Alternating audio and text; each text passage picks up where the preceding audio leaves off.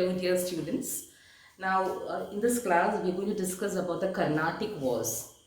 So I have to tell you that when the Mughal Empire was very powerful, uh, the foreign traders, the French traders and British traders, they all did not interfere in the affairs of Indian states. But once the Mughal Empire disintegrated, they started interfering in the case of the Indian states. And we know like how it happened in the case of Battle of Plassey and Battle of Buxar. Now, there were a lot of issues, there were a lot of events which led to Anglo-French rivalry. We are in fact studying about how the British consolidated their empire in India and how that was possible. They had to in fact sideline all the other powers who were the Portuguese, the Dutch, most importantly the French. So the French have to be sidelined. So here in this class I am going to discuss about the Carnatic Wars. Here in this map you can see where the Carnatic is.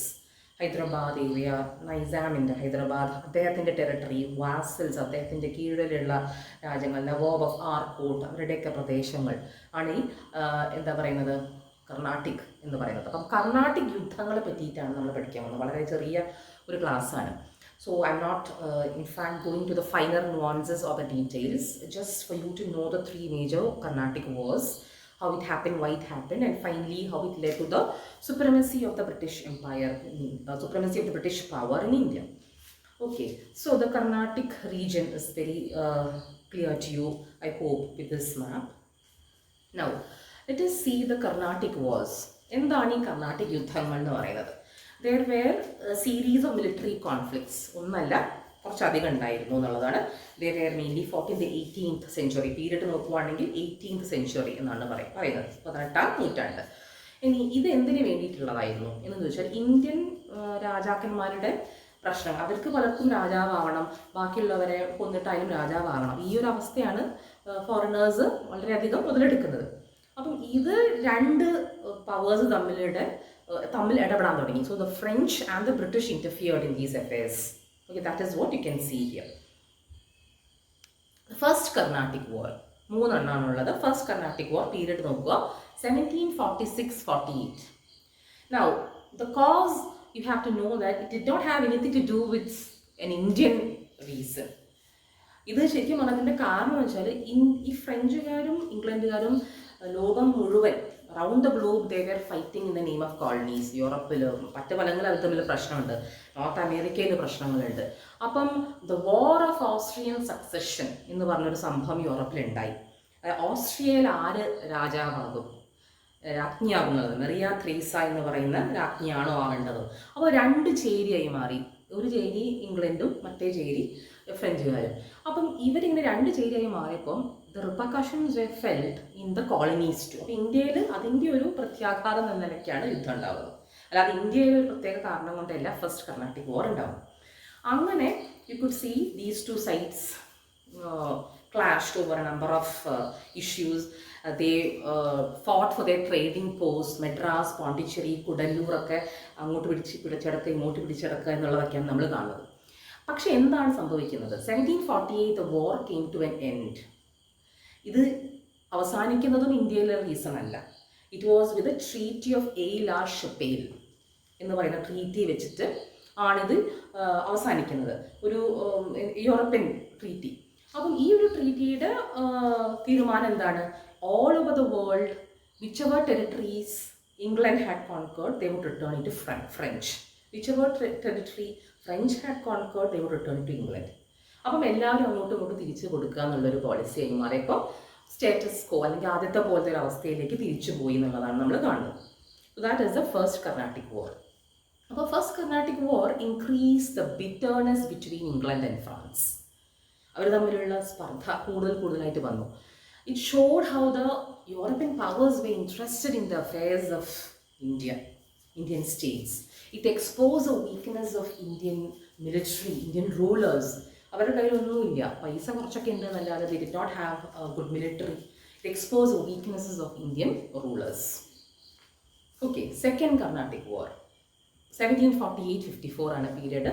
ഇത് യുദ്ധം നേരത്തെ അവസാനിച്ചെങ്കിലും kind of proxy വാർ എന്ന് പറയുന്ന ഒരു സംഭവം തുടർന്നുകൊണ്ടിരുന്നു. ഒരു യുദ്ധത്തിൻ്റെ ഒരു ഫീലിംഗ്, പ്രോക്സി വോട്ടൊക്കെ നിങ്ങൾ കേട്ടിട്ടുണ്ടാവും. അപ്പം അങ്ങനെയാണ് നമ്മളിവിടെ കാണുന്നത്. നൈസാം, ഹൈദരാബാദിലെ നൈസാം അദ്ദേഹത്തിൻ്റെ ഒരു ഗ്രൂപ്പ്, ഓക്കെ, അതിനെ സപ്പോർട്ട് ചെയ്തൊരു വിഭാഗക്കായിരുന്നു. അപ്പം ഒരു വിഭാഗം നൈസാനെ സപ്പോർട്ട് ചെയ്യുന്നു, ഒരു വിഭാഗം എതിർക്കുന്നു. അപ്പോൾ ഇവിടെ ആരൊക്കെയാണ് കക്ഷികളെന്ന് നോക്കാം. Nasir Jung the Nizam and his supporter Muhammad Ali, they were supported by the English, okay, and on the other side French had the support of Muzaffar Jung, who wanted to be the ruler, okay, and another person in the French group was Chanda Sahib. So ഇതിങ്ങനെ രണ്ട് group, എത്ര details നിങ്ങൾ പഠിക്കണമെന്നൊന്നുമില്ല. രണ്ട് വിഭാഗം ഉണ്ടായിരുന്നു. ഒരു വിഭാഗത്തിന് ഇംഗ്ലീഷുകാരും മറ്റേ വിഭാഗത്തിന് ഫ്രഞ്ചുകാരും സപ്പോർട്ട് ചെയ്തെന്നുള്ളത് മാത്രം ഓർക്കാം. French general during this period was Dupleix. He was known for his diplomacy. English side നോക്കുവാണെങ്കിൽ it was again Robert Clive, his name you know by now. ഈ ഒരു യുദ്ധം കുറച്ചു കാലം നീണ്ടു നിൽക്കുകയാണ്. It came to an end with the treaty of Pondicherry in 1754. ട്രീറ്റിൻ്റെ പേര് ഓർക്കുക, 1754. Now the Third Carnatic War, this was the last one, 1756 to 63. ഇതും ഒരു തുടങ്ങിയത് നോക്കുവാണെങ്കിൽ it did not have a reason in India. Outbreak of 7 years war in Europe.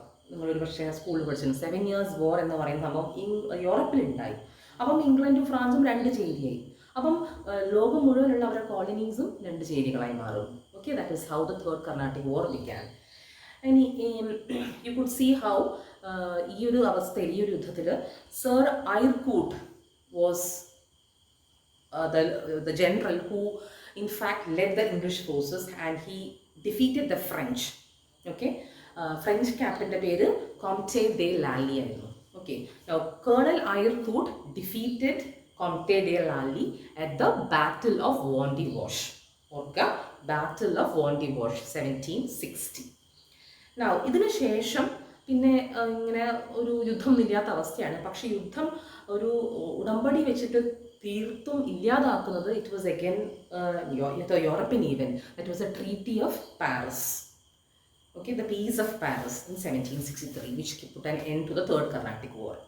അപ്പം we have now discussed 3 major Carnatic wars. By the end of the 3 Carnatic wars, you can understand that the English, of course, were able to sideline the French. English had better generals like Robert Clive.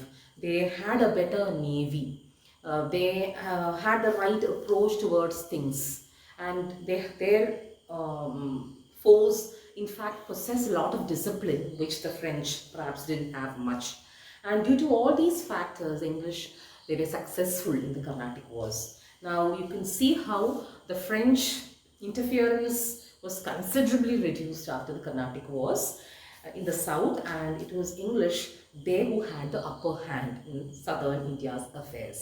You can see how the English, they were trying to consolidate their empire. It was possible by sidelining the French through the Carnatic Wars. Okay, bye bye.